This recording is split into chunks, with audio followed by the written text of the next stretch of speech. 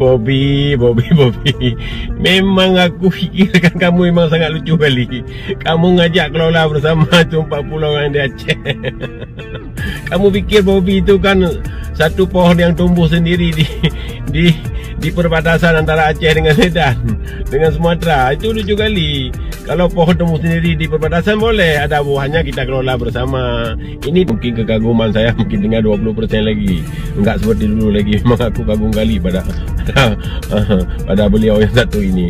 Tapi kadang-kadang mungkin didengar Abah Luhut mau dijadikan tempat, mau dibuat rumah isteri muda, makanya diambil tanah Aceh. Nah, itu memang hak kami itu. Itu kami kayak mana pun bersuara itu adalah memperjuangkan hak kami itu. Jadi kami harap jangan sampai ada petikan api lagi di Aceh ya. Kalau mau ambil hasil Aceh, ambillah seperti sudah ada di bawah tanah aja. Jangan terang begitu ya. Dan dalam hal ini saya percaya kepada pimpinan kita, pimpinan negeri kita, Bapak Prabowo Subianto yang sangat tegas. Apalagi beliau ini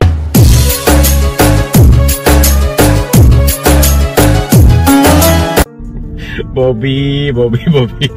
Memang aku fikirkan kamu memang sangat lucu kali. Kamu ngajak kelola bersama tu 4 pulau yang di Aceh. Kamu fikir Bobby itu kan satu pohon yang tumbuh sendiri di perbatasan antara Aceh dengan Medan, dengan Sumatera. Itu lucu kali.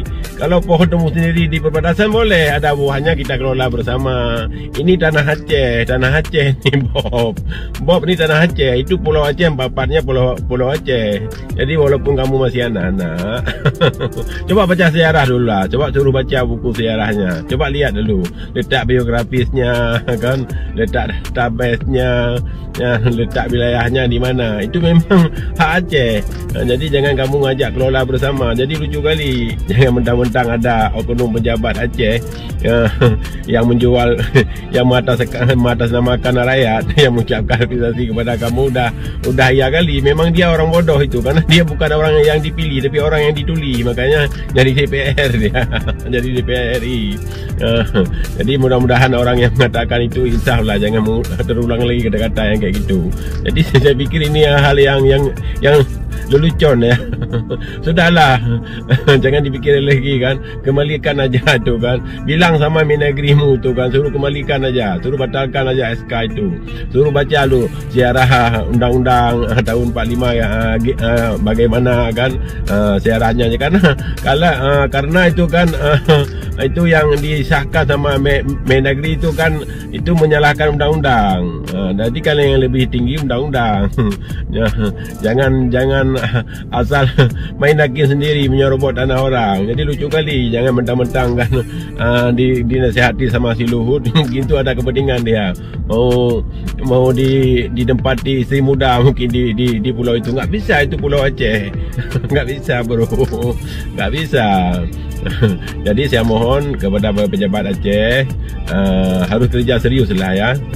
Jangan menjual pelan-pelan lah negeri Aceh ini. Dan saya yakin Gubernur Aceh ini Bapak Muzakir Manaf pasti bisa. Beliau ini bukan, saya lihat dari wajahnya kan, tapi lain entahlah kalau ada pembisik-pembisik yang jahat nanti. Tapi kalau saya lihat dari wajahnya, beliau ini orang baik, orang yang tegas, yang mau mempertahankan tanah Aceh, nggak mungkin mau dijual. Jadi makanya kayak gini guys. Jadi masyarakat Aceh nggak maju-maju, Aceh nggak maju. Beginilah, kalau diminta surat izin mau buat pelabuhan bebas, ditahan-tahan karena dibayar sama Medan. Kalau Aceh ini maju, ada pelabuhan bebas, ekonominya bagus. Negara tetangga kita kan nggak ramai lagi. Makanya gini, kita ini kan orang ambil uang, pejabat kita ini memang anak-anak haram banyak kali ini. Makanya kita mohon kepada Pak Gubernur, tolong dibersihkan anak-anak haram yang ada di pejabat Aceh. Jangan sampai lagi kita dijual ni pelan-pelan. Ya sudahlah, kalau mau ambil tanah para hasil Aceh, ambillah di bawah tanah seperti yang sudah dilakukan kan, ambil gas kan, minyak dari bawah tanah itu ditarik ke Medan, dan sudahlah, nggak apa-apa. Tapi jangan terang-terang kali lah. Jangan ambil di darat kayak gini, dipotong langsung kan. Nggak enak. Nggak enak. Jadi saya mohon kepada Bapak Mendagri, saya memang kan sangat salut kepada bapak dulu waktu jadi Kapolri. Saya akan kagum kali sama bapak. Memang saya hormat dia bapak.